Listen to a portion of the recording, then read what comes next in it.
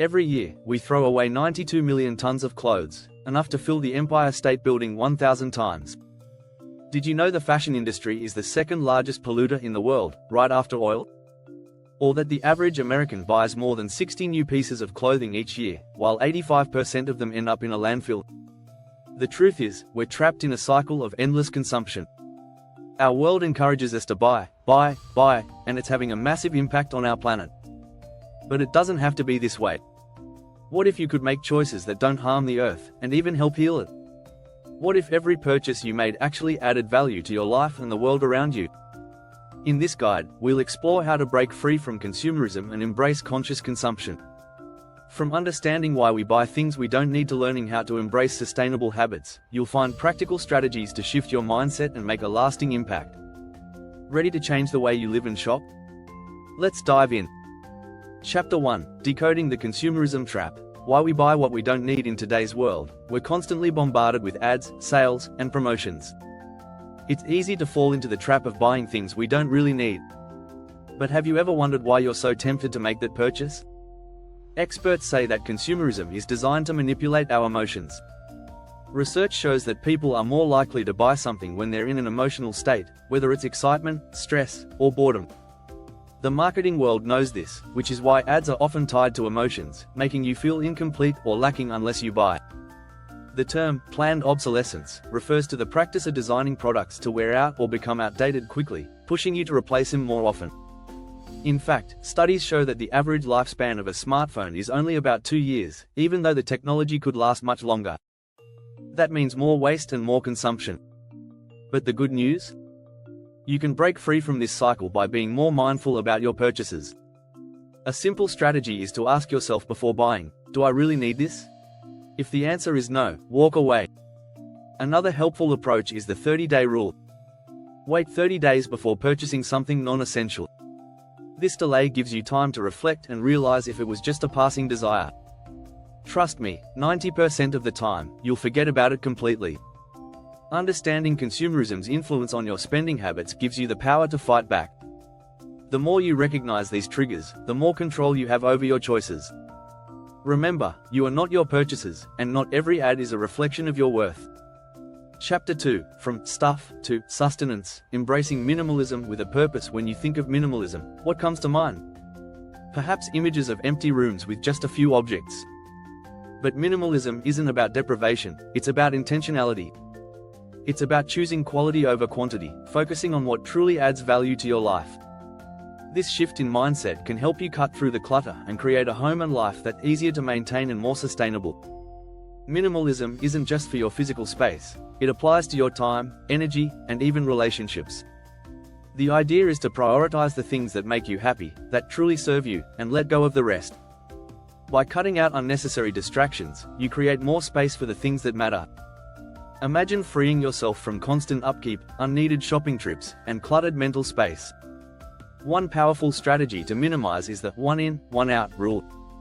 For every new item you bring into your home, you must get rid of one.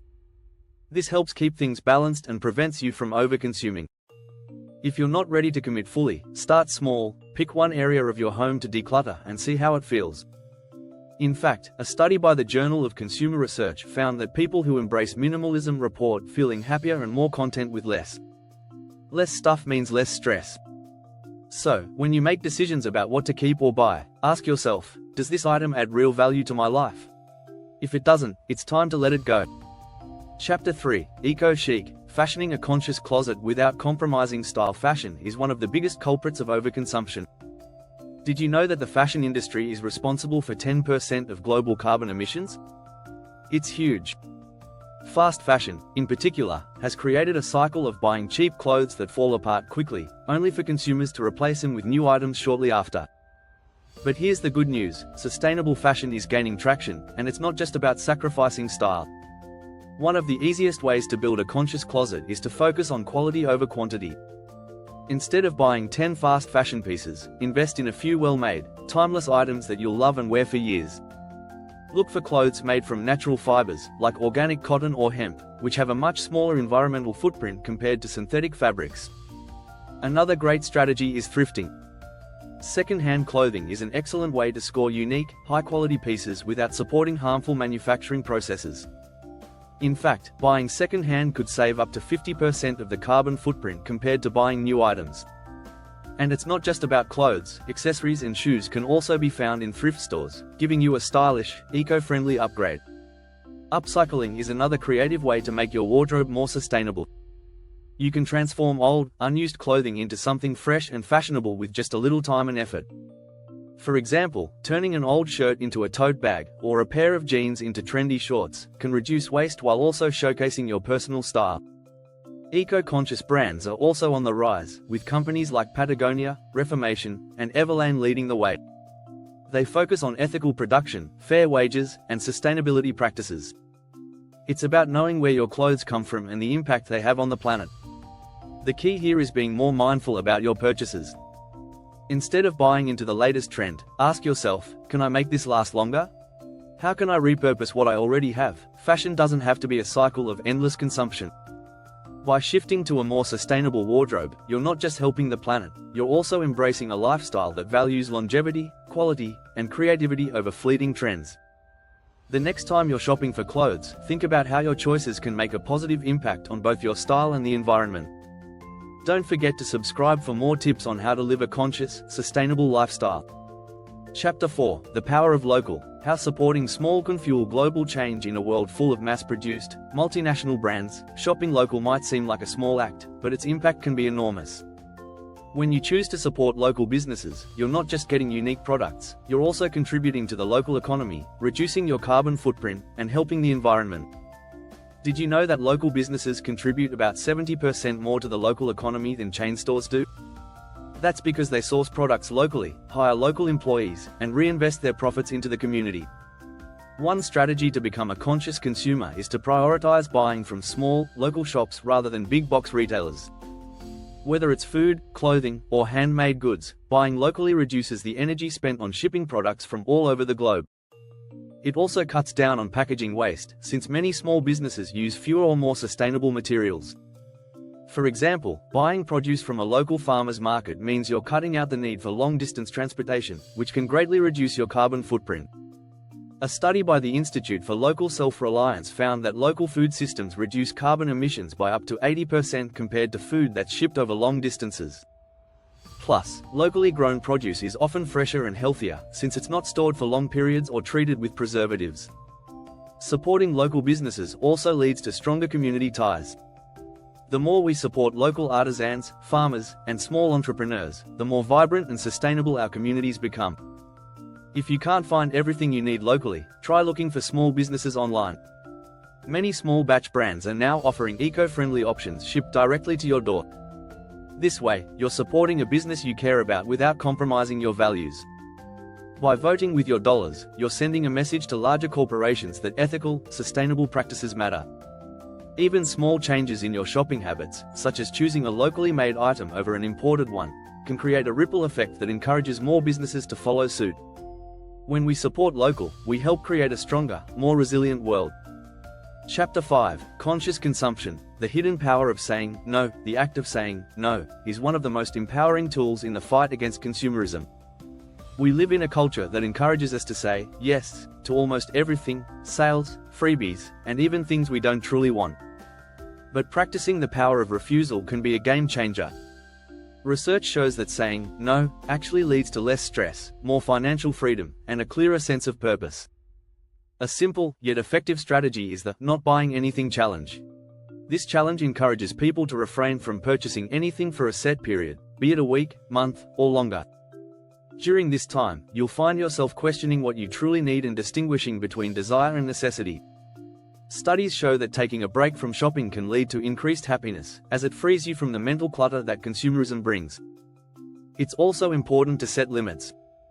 For example, you can create a rule for yourself that you won't purchase anything unless it meets certain criteria, such as being useful, long-lasting, or sustainable. This strategy helps you develop a more intentional relationship with your belongings and resist the impulse to buy things you don't really need. When we stop mindlessly purchasing things, we often find that our homes feel less cluttered and our finances are in better shape. According to a study by the Consumer Financial Protection Bureau, American households spend an average of $1,500 each year on things they don't truly need. Imagine how much money and energy could be saved by just saying no more often. Saying no also means resisting the pull of social pressures. We're constantly told that we need the latest gadget, the most fashionable clothes, or the newest car. But when we learn to say no to these pressures, we start creating a life that's more in line with our true values. Saying no can feel uncomfortable at first, but it's a powerful tool in creating space for what truly matters. Chapter 6: The Circular Economy, Closing the Loop on Waste. The concept of the circular economy offers a practical solution to many of the sustainability challenges we face today. Unlike the traditional linear economy, where products are made, used, and then discarded, the circular economy focuses on reusing, repairing, and recycling. It's all about keeping materials in use for as long as possible, reducing waste, and creating a more sustainable system. One way to embrace the circular economy is by opting for products designed for longevity. When buying items, look for ones that are built to last, that can be easily repaired or upgraded. For instance, many tech companies now offer phones and laptops with easily replaceable parts, allowing consumers to fix their devices instead of tossing them out when something breaks. Another important strategy is recycling and repurposing. Before throwing away something, think about how it could be reused. Old clothes can be turned into rags or even upcycled into new garments. Packaging materials, like glass jars, can be repurposed as storage containers or plant pots. The possibilities are endless when we shift our thinking toward reusing and repurposing rather than tossing things away. One company that's leading the way in circular economy principles is IKEA. They've committed to using 100% recycled or renewable materials in their products by 2030. IKEA also encourages customers to recycle or donate their old furniture instead of throwing it away, helping to close the loop in their product life cycle. You can also participate in the circular economy by purchasing second-hand goods. Buying used items, whether it's clothing, furniture, or electronics, keeps these products in circulation and prevents them from ending up in landfills. The second-hand market is booming, with platforms like Depop and eBay making it easier than ever to find quality used items. The beauty of the circular economy is that it benefits everyone: consumers, businesses, and the planet. By embracing circular principles in your daily life, you're making a conscious effort to reduce waste, conserve resources, and help create a more sustainable world for future generations. Don't forget to subscribe for more insights and actionable steps toward living a more sustainable, conscious life.